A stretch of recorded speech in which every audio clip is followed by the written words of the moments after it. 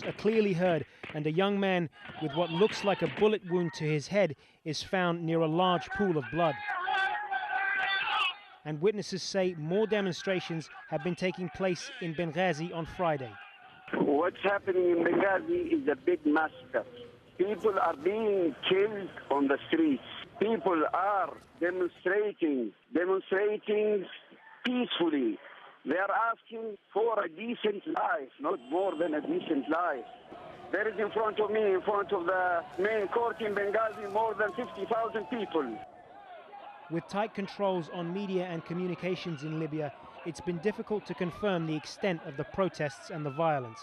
But with the regime vowing to crush any further attempt to challenge Gaddafi, more unrest is likely to come. Hazem Sika, AlJazeera. And at least 3 people have been killed during anti-government protests, this time in Yemen. It brings the total number of dead to 6. That's just in the past 24 hours. The so-called Friday of Rage has drawn thousands of protesters onto the streets. Demonstrations have erupted across the country for an 8th straight day, as calls for the president to resign continue to grow. And clashes have also erupted between pro- and anti-government protesters in Jordan. At least 8 people were injured when scuffles broke out in the capital Amman after Friday prayers. Opposition supporters are demanding more freedoms and lower food prices. Well, meanwhile, tens of thousands of people returned to Cairo's Liberation Square on Friday to mark 1 week since Hosni Mubarak relinquished his powers as president. Thousands of people are still there now. In the last couple of hours, they heard that the army was clamping down on strikes. Our correspondent Rawiya Rage reports. Draped in red, white and black, thousands of Egyptians come to Tahrir Square, this time not in protest, rather to mark their hard-won victory. Contrary to the scenes of anger and frustration that lasted here in Tahrir Square for days before Hosni Mubarak stepped down, the mood this Friday is one of joy and celebration, smiles everywhere. And a tribute to the country's military, who even before the end of Mubarak's rule last week was hailed for not obstructing the pro-democracy movement.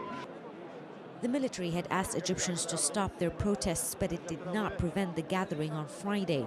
Instead, Tahrir was surrounded by tanks and soldiers who searched people and regulated traffic. The gathering not only a victory march, but also a memorial to the 300-plus people who lost their lives in the uprising. The highlight of the day, an appearance by Sheikh Yusuf al-Qaradawi, one of Sunni Islam's most prominent clerics. In a heartfelt ceremony, he praised the revolution, the youth behind it, and the military, though he did make a direct request. I call on the Egyptian army to liberate us from the government that Mubarak formed in his last days. We want a new government that does not include the old faces that remind people of poverty and misery. But he also urged patience with the country's interim military leadership. The current cabinet was appointed by Mubarak before he stepped down. A reshuffle is expected in the coming few days. I came here all the way from Upper Egypt because all I want is an end to corruption. We want this government changed. We don't want Mubarak's party members in power. It is true that we need to be patient, but at the same time we need to remind the government and whoever is there that we are still in the streets and we still have a lot of other demands that they need to pay attention to. And until they see the country's 30-year emergency law lifted and the thousands of political prisoners released, many say they will keep the pressure. Rawiya Rage, AlJazeera, Cairo. Well, Mohamed El Baradei is a leading opposition figure in Egypt. Earlier, he told Al Jazeera's Sir David Frost that the Egyptian people's demands have not yet been met. What the Egyptians want today, pure and simple, that not only Mubarak is gone, but the Mubarak regime also has to go. And they feel apprehensive, David, that the regime is still there, that all what they were looking for has not really been implemented. The Mubarak government is still there. The old constitution is just going through patchwork. We still have an emergency law. We still have ban on rights to establish parties. People are still detained. So they feel that there is somehow an effort to derail the revolution and just change Mubarak, but keep the old regime. And that's why you have 3 million people today in the Tahrir Square saying, well, we need to see our overall objectives, which is a second republic, if you like, being put into place.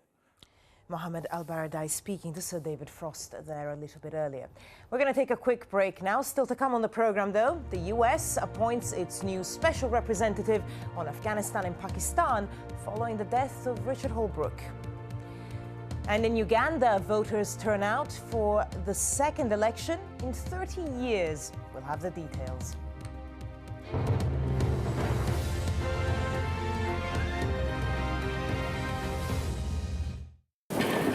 As the rain pours over Johannesburg,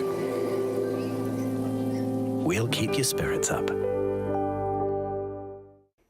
Hello there. In the western parts of the states, it's still very, very wet at the moment. On the satellite picture, you can see this whole chain of cloud working its way towards the northeast. Torrential downpours, particularly in the southern parts of California, where the ground is baked dry. That means here there could be some mudslides and landslides in the next couple of days, as this rain is set to stick around. Meanwhile, further east, it's been very, very warm over the past few days, but now the temperatures are easing once more. So New York this time, no higher than 6 degrees and quite a biting wind to make sure it feels colder than that. And Washington, D.C., quite a decent 13 degrees as a maximum, but even that's down on the temperatures we've seen recently. Now, a bit further south, and for many of us here, it's fine and settled. But there are some showers here being blown onto the shore. These from Honduras and then all the way down through parts of Panama.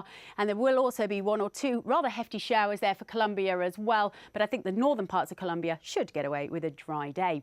As we head across towards Europe, it's in the Mediterranean where we've got some of the stormiest conditions currently. This huge area of low pressure is still developing as it runs its way eastwards towards Turkey. And it will be the western parts of Turkey and the western parts of Greece where we see some of the worst conditions out of this. Meanwhile, further west, we've got another system piling in here, so heavy rain through the UK and all the way down towards Spain and Portugal. Qatar Airways, world's 5-star airline. See the world from every angle and every side. AlJazeera. On Counting the Cost, food. Why does it cost so much and how many more millions are being priced out of the basics? We'll hear directly from the World Bank for its take on an ongoing crisis. Plus big business as Nokia and Microsoft join forces, we assess the tech market. Counting the Cost at this time on Al Jazeera.